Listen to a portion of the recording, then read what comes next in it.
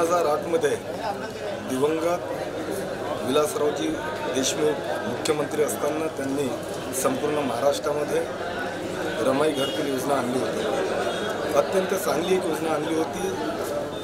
संपूर्ण महाराष्ट्रामध्ये ती राबवण्यात येत होती आणि त्याच अनुषंगाने नागपूर महानगरपालिकेमध्ये ती योजना आली आणि त्या योजनेच्या पोटी नागपूर महानगरपालिकेला पहिल्या वेळेस जवळपास 14 कोटी रुपये निधी महाराष्ट्र शासनाने दिला आणि त्यावेळेस 4737 लाभार्थ्यांची एक यादी तयार करण्यात आली आणि त्या लाभार्थ्यांची यादी तयार केल्यानंतर त्याच्यामधून 3700 काही लोकांची निवड करण्यात आली आणि 1600 लाभार्थ्यांचे पत्ताच मिळाला नाही अशा प्रकारचं रिपोर्ट महानगरपालिकेने दिला। ज्या लाभार्थ्यांना ह्या योजनेचा लाभ द्यायचा होता त्यांना पहिला हप्ता तर दिला, परंतु पहिला हप्ता दिल्यानंतर बाकीचे हप्ते देण्याकरता त्यांना कमीत कमी 4 ते 5 वर्ष लागले आणि त्याच्यामुळे ज्या लाभार्थ्यांचे घर वेळेवर बनायला पाहिजे होते ते बनले नाही आणि त्याच्यामुळे काही लाभार्थी किरायाने राहत होते तर काही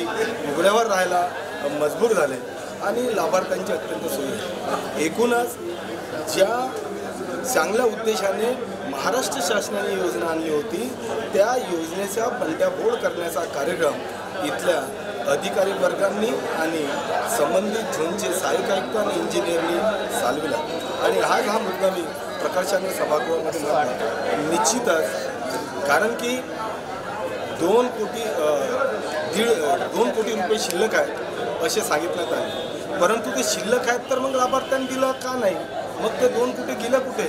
तर अशा प्रकारे अनेक संशयात्मक गोष्टी आज ते प्रकर्षाने आपल्याला जाणवतात। जर लाभार्थ्यांना खरंच त्यांना लाभ देण्याची जर इच्छाशक्ती असती तर त्यांनी दिलं असतं। समाज कल्याण विभागाने मागे एक त्यांना पत्र दिलं होतं की ज्या ज्या लाभार्थ्यांना आपण ती निधी दिलेली आहे त्यांची उपयोगिता प्रमाणपत्र आपण सादर करावे, तेव्हाच उरलेली नंतरची जी निधी आहे ती आम्ही निधी देऊ, परंतु ते उपयोगिता प्रमाणपत्र सादर करण्याकरता यांना जवळपास 7 वर्ष लागले। याचाच अर्थ की कुठंतरी फार मोठा घोळ झाला हे सिद्ध होते।